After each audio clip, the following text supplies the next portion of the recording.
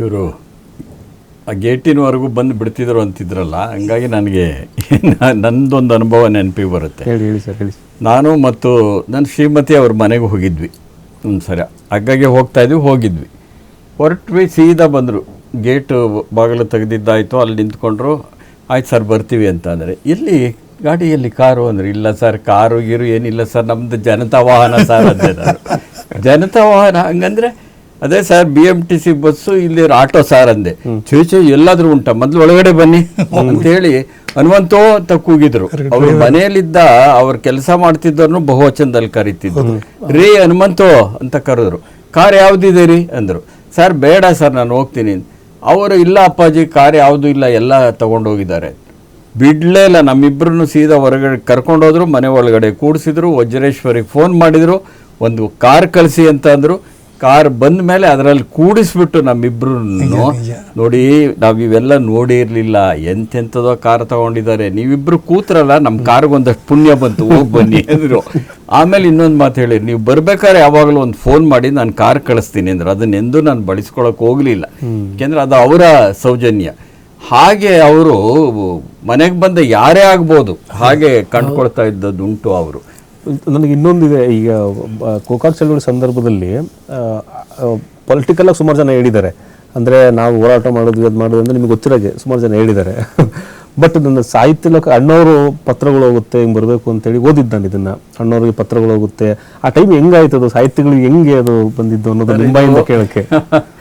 ಇದು ಏನಾಗಿದೆ ಅಂದರೆ, ಗೋಕಾಕ್ ಚಳವಳಿ ಸಂದರ್ಭದಲ್ಲಿ ನಾನು ಬೇರೆಯವರ ಬಗ್ಗೆ ಮಾತಾಡೋಕ್ಕೆ ಇಷ್ಟಪಡೋದಿಲ್ಲ, ಆದರೆ ಬಹಳಷ್ಟು ಜನ ನಾವು ಕರ್ಕೊಂಡು ಬಂದ್ವಿ ಅಂತ ಹೇಳ್ತಿರೋರು ಉಂಟು. ಅಣ್ಣ ಅವ್ರಿಗೆ ಇಲ್ವಾದ್ರಿಂದ ಯಾರು ಬೇಕಾದ್ರೂ ಕರ್ಕೊಂಡು ಬಂದಿದ್ದೀವಿ ಅಂತ ಹೇಳ್ಬೋದು ಅಂತ ಅನ್ಸುತ್ತೆ. ನಾನು ಹೇಳ್ಬೋದು ಹಂಗೆ ನೋಡಿದರೆ. ಸಾಹಿತಿ ಕಲಾವಿದರ ಬಳಗ ಅಂತ ಮಾಡಿಕೊಂಡು ನಾನು ಮತ್ತು ಚಿದಾನಂದ ಮೂರ್ತಿಗಳು ಅದಕ್ಕೆ ಸಂಚಾಲಕರಾಗಿದ್ವಿ. ಜಿ ನಾರಾಯಣ ಅಂತವ್ರು ಬೆಂಬಲ ಕೊಟ್ಟಿದ್ರು. ಕಬ್ಬನ್ ಪಾರ್ಕಲ್ಲಿ ಕನ್ನಡದ ಗುಡಿಸಲು ಅಂತ ಹಾಕಿ ಪ್ರತಿ ಇದರಲ್ಲೂ ಒಂದೊಂದು ದಿವಸ ಒಬ್ಬೊಬ್ಬರು ಸರದಿ ಉಪವಾಸ ಸತ್ಯಾಗ್ರಹ ಕೂತ್ಕೊಳ್ತಾ ಇದ್ವಿ. ಮೊದಲು ಅರೆಸ್ಟ್ ಆದ ತಂಡದ ನಾಯಕ ನಾನೇ. ಅದನ್ನೆಲ್ಲ ನಾನು ಹೇಳ್ಕೊಳ್ಳೋಕೆ ಇಷ್ಟಪಡೋದಿಲ್ಲ, ಅದು ಬೇರೆ ವಿಷಯ. ಆದರೆ ಗೋಕಾಕ್ ಚಳುವಳಿಗೆ ಅವರು ಧುಮುಕಿದ್ದಿದೆಯಲ್ಲ, ಯಾರಿಂದಲೂ ಅಂತಲ್ಲ, ನಾನು ಅಲ್ಲಿ ಕನ್ನಡದ ಗುಡಿಸಲು ಅಂತ ಕೂತಿದ್ದಾಗಲೇ ಪ್ರಜಾವಾಣಿನಲ್ಲಿ ಓದುಗರ ವೇದಿಕೆ ಅಂತ ಬರ್ತಾ ಇತ್ತು. ಸಂಪಾದಕೀಯ ಪುಟದ ಪಕ್ಕದಲ್ಲಿ ದೊಡ್ಡ ದೊಡ್ಡ ಪತ್ರನ ಹಾಕ್ತಾ ಇದ್ರು. ಡಾಕ್ಟರ್ ರಾಜ್ ಆಶಾ ಕಿರಣ ಅಂತ ನಾನು ಬರೆದಿದ್ದೆ. ಅವ್ರು ಬರಬೇಕು, ಅವ್ರು ಬಂದರೆ ಈ ಚಳುವಳಿ ಹೆಚ್ಚು ಯಶಸ್ವಿ ಆಗುತ್ತೆ ಅನ್ನೋದೊಂದು ಭಾವನೆ ಇತ್ತು. ಹಾಗಂತ ಹೇಳಿ ನಾನು ಬರೆದಿದ್ದನ್ನು ಓದ್ಬಿಟ್ಟು ರಾಜ್ಕುಮಾರ್ ಇಲ್ಲಿಗೆ ಬಂದರು ಅಂತಂದರೆ ನನ್ನಷ್ಟು ಮೂರ್ಖ ಇನ್ಯಾರೂ ಇಲ್ಲ ಅಂತ ಅಂದ್ಕೊಂಡಿದ್ದೀನಿ ನಾನು. ಹಾಗಲ್ಲ, ಅವ್ರಿಗೆ ಆ ವಿಷಯ ತಲುಪ್ತಾ ಇತ್ತು. ಅಲ್ಲಿ ಅವರಲ್ಲಿ ಯಾವಾಗಲೂ ಒಂದು ತೀರ್ಮಾನ ತಗೊಳ್ಬೇಕಾದ್ರೆ ವರದರಾಜು ಅವರು, ಪಾರ್ವತಮ್ಮನವರು ಮತ್ತು ಆತ್ಮೀಯರು ಕೂತ್ಕೊಂಡು ಒಂದು ನಿರ್ಧಾರ ಮಾಡ್ತಿದ್ರು. ಈ ವಿಷಯ ಎಲ್ಲ ಗೊತ್ತಾದಾಗ ಅವರಿಗೆ ಬರಬೇಕು ಅಂತ ಅನ್ನಿಸ್ತು ಕನ್ನಡಕ್ಕಾಗಿ. ಯಾಕೆಂದರೆ ರಾಜ್ಕುಮಾರು ಕನ್ನಡ ಚಿತ್ರವಲ್ಲದೆ ಬೇರೆ ಯಾವುದೇ ಭಾಷೆಯಲ್ಲಿ ನಾನು ಅಭಿನಯ ಮಾಡಲ್ಲ ಅಂತ ಒಂದು ಸಂಕಲ್ಪ ಮಾಡಿದರು. ಕೊನೆವರೆಗೂ ಹಾಗೆ ನಡ್ಕೊಂಡ್ರು. ಒಂದೇ ಒಂದು ಸಿನಿಮಾ ಅವ್ರು ಮಾಡಿದ್ದು, ಬೇಡ್ರ ಕಣ್ಣಪ್ಪ ಬಂದ ಮೇಲೆ ತೆಲುಗಿನಲ್ಲಿ ಕಾಳಹಸ್ತಿ ಮಹಾತ್ಮೆ ಅಂತ ಒಂದು ಸಿನಿಮಾ ಬಂತು. ಅದು ತೆಲುಗಿನಲ್ಲಿ ಇವರೇ ಅದಕ್ಕೆ ಡಬ್ ಮಾಡಿದರು. ಆದರೆ ಅದಾದಮೇಲೆ ಅವರು ತೀರ್ಮಾನ ಮಾಡಿದ್ದು, ನಾನು ಕೇವಲ ಕನ್ನಡ ಸಿನಿಮಾಗಳಲ್ಲಿ ಮಾತ್ರ ಅಭಿನಯಿಸ್ತಾನೆ ಅಂತ. ಇದನ್ನೇ ಆನಾ ಕೃಷ್ಣರಾಯರು ಒಂದು ಕಡೆ ಒಂದು ಮಾತು ಹೇಳ್ತಾರೆ. ಆನಾ ಕೃಷ್ಣರಾಯರನ್ನು ಕಾದಂಬರಿ ಸಾರ್ವಭೌಮ ಅಂತ ಕರಿತಿದ್ರು, ರಾಜ್ಕುಮಾರ್ ಅವರನ್ನು ನಟ ಸಾರ್ವಭೌಮ ಅಂತಿದ್ರು.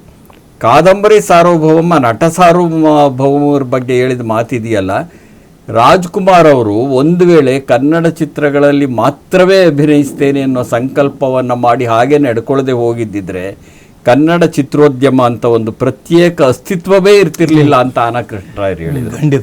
ಹಾಗೆ ನಡ್ಕೊಂಡಂಥವ್ರು ಅವ್ರ ಕಡೆಯವರೆಗೆ. ಇದು ಕನ್ನಡ ಚಿತ್ರೋದ್ಯಮವನ್ನು ಅವ್ರು ಬೆಳೆಸಿದ ರೀತಿ. ಹಾಗಾಗಿ ಅವ್ರು ಕನ್ನಡ ಅಂದ್ಕೊಳ್ಳೆ ಸೀದಾ ಬಂದರು. ಅವರು ಬರಲಿ, ಯಾರೋ ಹೇಳಿರ್ಬೋದು, ಪತ್ರಿಕೆಗಳು ಹೋಗಿರ್ಬೋದು, ಅದೆಲ್ಲ ಸುಳ್ಳು ಅಂತ ಹೇಳೋದಿಲ್ಲ. ಆದರೆ ನನಗನ್ನಿಸಿದ ಮಟ್ಟಿಗೆ ಅದು ಅವರ ಮನಸ್ಸಿನ ನಿರ್ಧಾರ ಅದು. ಏಕೆಂದರೆ ಅವಳ ಒಳಗಡೆ ಯಾವಾಗಲೂ ಕನ್ನಡ ಇತ್ತು, ಅವರು ಕನ್ನಡಕ್ಕೆ ಬದ್ಧವಾಗಿದ್ದರು. ಅವರು ಬಂದ ಮೇಲೆ ಗೋಕಾಕ್ ಚಳವಳಿಗೆ ದೊಡ್ಡ ವ್ಯಾಪ್ತಿ.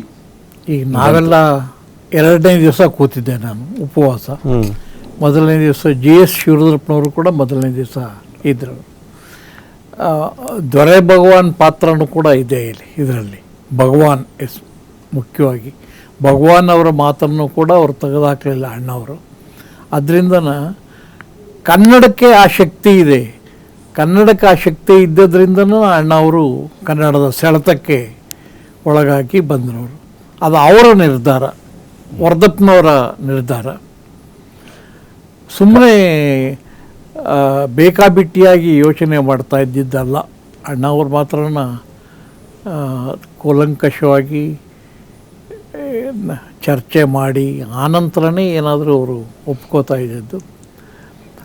ಅಣ್ಣವರಿಗೆ ಸ್ವಾತಂತ್ರ್ಯನೇ ಇತ್ತು ಬೇಕಾದಷ್ಟು ಅಲ್ವಾ. ಆ ಸ್ವಾತಂತ್ರ್ಯ ಇದ್ರೂ ಕೂಡ ಅದರ ದುರುಪಯೋಗ ಮಾಡಿಕೊಳ್ಳೇ ಇಲ್ಲ. ಸ್ವಾತಂತ್ರ್ಯದ ದುರುಪಯೋಗ ಮಾಡಿಕೊಂಡ ವ್ಯಕ್ತಿನೇ ಅಲ್ಲ. ಇನ್ನೊಬ್ಬರ ಮಾತಿಗೆ ಬೆಲೆ ಕೊಡುವಂತಹ ಸೌಜನ್ಯದ ವ್ಯಕ್ತಿ ಅವರು. ಅವ್ರ ಸೌಜನ್ಯ ಎಷ್ಟು ಅಂದ್ರೆ ಅದೇ ಹೇಳಿದ್ನಲ್ಲ, ಮನೆ ಒಳಗಡೆ ಹೋಗಿ ಬರ್ತೀವಿ ಅಂತ ಅವ್ರನ್ನ ಅವ್ರ ಕಾಲಿಗೆ ನಮಸ್ಕಾರ ಮಾಡಿ ಹೊರಗಡೆ ಬಂದ್ರು ತಿರ್ಗ ಮತ್ತೆ ನಾವು ಬೀದಿಗೆ ಬಂದ ತಕ್ಷಣ ಕಮಾನ್ ಇರುವಂಥ ಬಾಗಿಲಿದೆಯಲ್ಲ, ಮುಂಬಾಗಿಲು, ಅಲ್ಲಿ ಬಂದು ನಿಂತ್ಕೊಂಡ್ಬಿಟ್ಟು ಕೈ ಮುಗಿತಾ ಇದ್ರು. ಅಂದರೆ ಅವರೇನ ಅಣ್ಣ ಅವ್ರ ಘನತೆಗೆ ಅಲ್ಲಿ ಬಂದು ಕೈ ಮುಗಿಬೇಕಾದ ಅಗತ್ಯ ಇಲ್ಲ ಜನಸಾಮಾನ್ಯರಿಗೆ. ಆದರೆ ಅದನ್ನು ಅವ್ರು ಬಂದಿರೋ ವ್ಯಕ್ತಿ ಬಗ್ಗೆ ಅವರಿಗೆ ಇರುವ ಗೌರವ ಇದೆಯಲ್ಲ, ಅವರಲ್ಲಿ ಅದೇ ಹೇಳಿದಲ್ಲ, ದೇವರು ಎಲ್ಲ ಕಡೆ ಇದ್ದಾನೆ, ಪ್ರತಿಯೊಬ್ಬ ರಸಿಕನಲ್ಲೂ ಇದ್ದಾನೆ, ಪ್ರತಿಯೊಬ್ಬ ಪ್ರೇಕ್ಷಕನಲ್ಲೂ ಇದ್ದಾನೆ ಅಂಥೇಳಿ ಆ ಥರ ಒಂದು ರೀತಿಯಲ್ಲಿ ಎಲ್ರಿಗೂ ಸಮಾನತೆಯನ್ನು